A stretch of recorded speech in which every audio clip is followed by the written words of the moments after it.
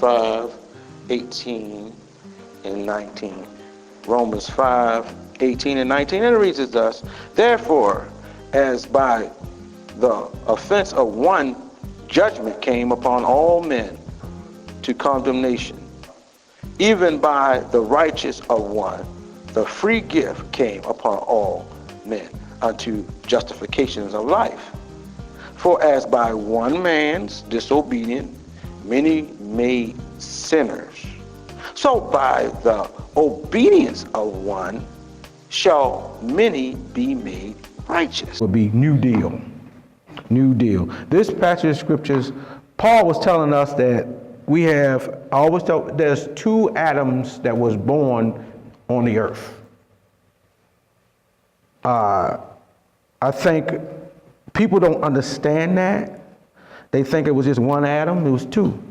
In 1 Corinthians 15 and 45 and 47 said there was two that were born on earth first. One was the first Adam was born of the flesh. The second Adam was born of the spirit. So with the first Adam, we all died. And people say, I don't believe in original sin. We were born in it. And one guy, me and him was at the gym and we were talking, and he's like, I don't like what the Bible said about folk born in sin. My baby ain't sin. That's why I have a problem with the Bible. I said, and then somebody told him I was a pastor. And he came over there and wanted to talk about it. And I said, okay. So I said to him, there is no original person. No one's born on sin on them. The Bible said babies have no good or no evil. They're innocent because they're not cognizant of what they're doing wrong. I don't think a 2-year-old go to hell. But when they get cognate, and cognition means I'm aware of who I am and my surroundings. Once I get that cognate ability to know I'm at home, I'm at mommy house, I'm at the church, I'm at my school. Once I start getting that cognate ability, I change to having knowledge of good and evil. When they say no, they're getting the knowledge is starting to kick in. When you tell them stop and they stop and they know they're wrong, that's when we starting to do the changeover. But at first, we are born in it. That means your child wasn't sin or sinful. Then just because and I told him, I said, just because you jumped in mud, you might be muddy, but you ain't mud. You in it. But you got to be washed. And that's where Jesus came in. The second Adam came in so he can cleanse us, so we can get a new deal. Because the old deal, no matter what we do, we had to do the law. If y'all read the Old Testament, they had to do a lot. I can't kill bulls and goats and stab animals. I seen my mother kill a chicken in the backyard. That was terrifying. And I had a newfound respect for my mother. Because I didn't know my mother could be that ruthless, that cold-blooded. And one of my uncles came from the South and brought a real live chicken. And she told one of my brothers, go out there and cut the chicken head off. He's like, and the chicken was running around in the yard. And she got tired. Boy, give me that. She took a big butcher knife, grabbed the chicken by the neck, swap it around, and snapped it like pop, pop, and paused on you. Then while she had it, when she snapped the neck, she took it and lifted the chicken up and took the butcher knife and just cut the chicken head off. The chicken was running around in the yard with the head in her hand. And I got scared of her. Because she always threatened to break my neck. And when you little, you start imagining stuff that what if that was me? She switched around and snapped my neck. I got scared. And then when we, my mother used to say back then, they was doing that crossover between child protective services will get you if you hit your child. We got beatings anyway. But my mother said, if they take you, then let them take care of you. I'll let them take you. I say, and when they come and get you, I'm going to tell them that you take care of them. And I ain't going to come and get you back. I'm like, what kind of mother you are? But my mother ain't play. And you know what? The scary part, she meant what she said.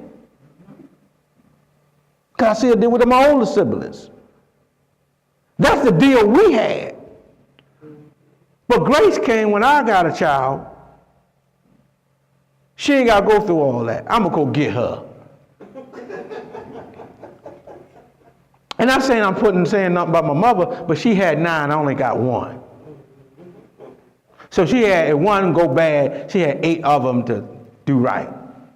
I got to pray that this new deal with my daughter, because I only want to have 1, if she mess up, I'm in trouble. So I stay healthy. I stay on a treadmill. So I still don't want nobody to wheel me around because you know what? God gave me grace. Yeah. See, now we ain't got to be of the old law. When you was in sin, when you had to deal with things on your own, by yourself, you had to cry, you had to fix yourself. How can you fix yourself? You can't fix, you got to go to the manufacturer. Jesus is the new deal that we ain't got to deal with the stuff that we used to deal with. I don't have to be worried about me taking care of myself. You know what? God promised he'll take care of me. That's a lot of pressure off of you now. Well, you don't feel like you got to take care of yourself. Now, I ain't saying not go to work.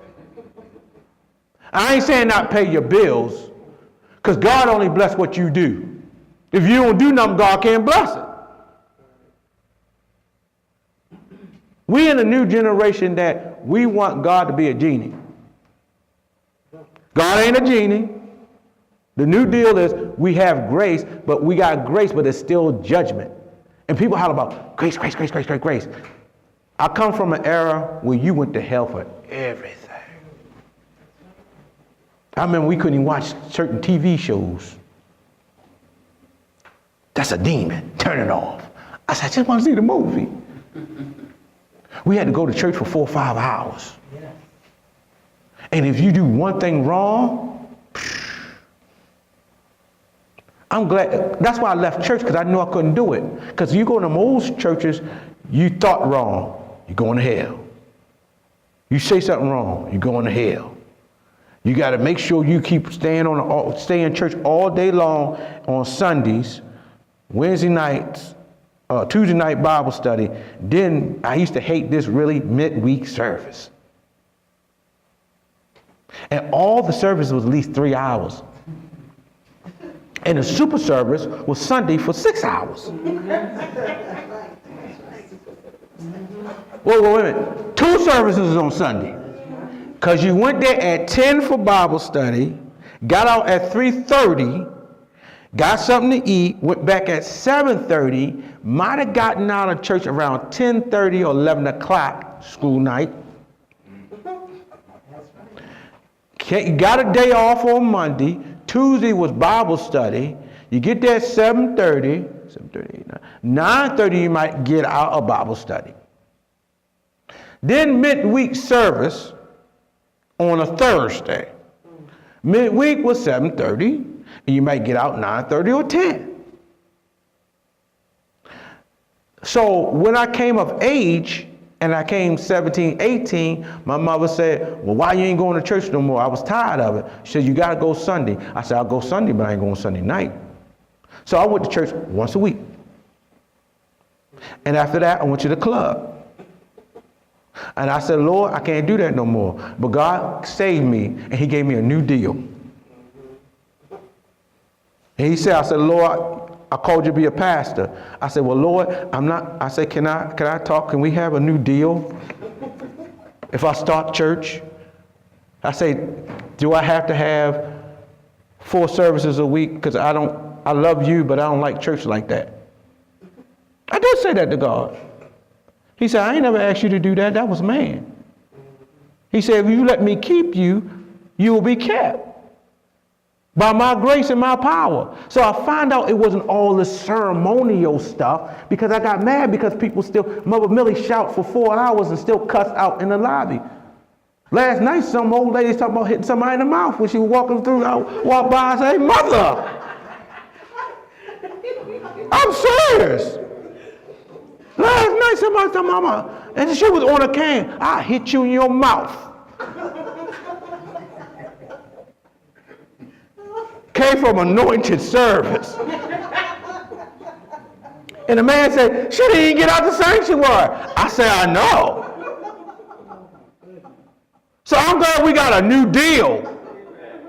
Thank God for grace.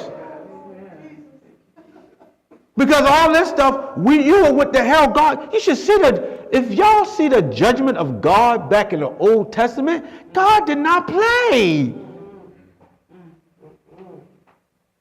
Folk died.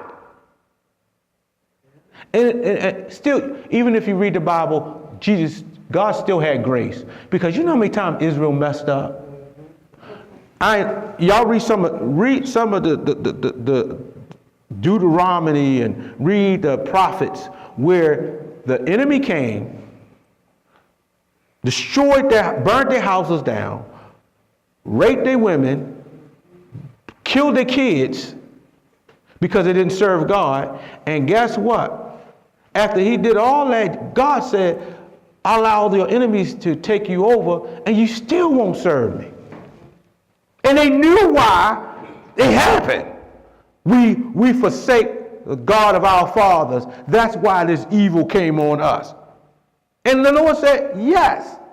All right, let's build another idol.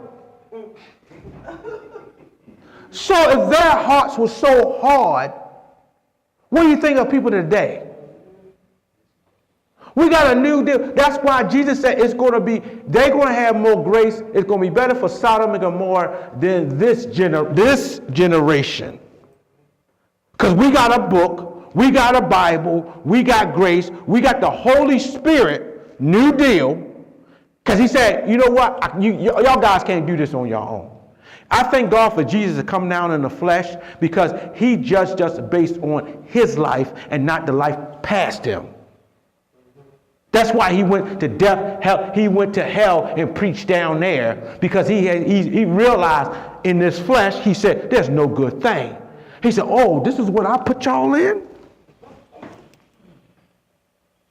And he was tempted, and he said, you know what, I got to give y'all a new deal. Okay, y'all can't go do the bull and the goats. Y'all can't do all this ritual. I'm gonna take it outside of you and put my spirit in your heart. Now, I find out in the last day, men's hearts are wax cold. Look how many, people are ready to fight nowadays. People are on edge. And we got a new deal. And with social media, you think people will be more together. I find out people socialize less. It kills me when I see a bunch of young people sitting around. I remember me and Deco hang out sometime, and me and him just talking. They sit around with iPads and iPhones. And sometimes I see a father, he was looking at his little daughter, and my daughter do that. And we sitting there and we eating dinner, and she'll be on her phone. And I just take her phone and put it in my pocket. She said, why you take my phone? I said, dinner.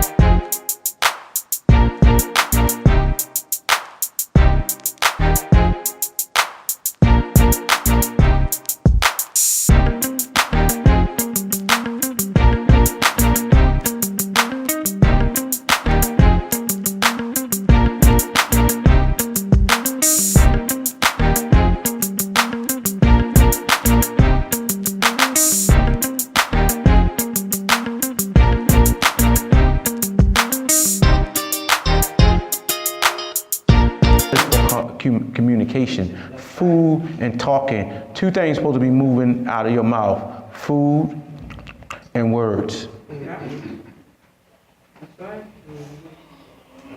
I want to get in your head. You can do YouTube, hee hee, ha ha, looking at dumb stuff anytime you want to.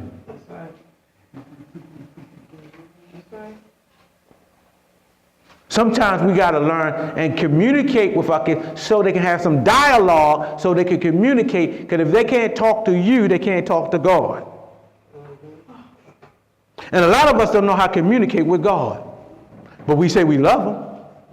But we got a new deal. So I'm going to cash in on this new deal. Because you know what? God said He'll regulate my mind. He'll keep me in perfect peace if my mind stayed on Him. He said He'll give me wealth and riches. He said He'll keep me healthy. He'll give me strategy to earn and to gain finances and money. That's the new deal. He gave me a whole kingdom. We are heirs and joint heirs. The new deal, He said, Jesus said, what I got, you can have too. How you gonna beat that deal? Right now, I can't wait to get my new body. What do you mean, Pastor? My elbow hurt right now. It ache. You know how something ache in that back part where you can't reach it? Right in that cut, in that joint, right there in your back between, you can't put no rub on it. You can't, and if you're single, you're in trouble.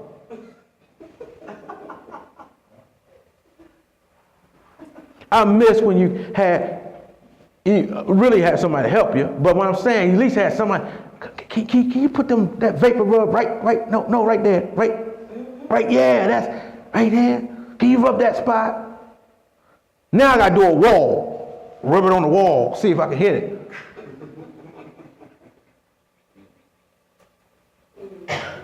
Because let me say something, when you're in this world, your deal can change.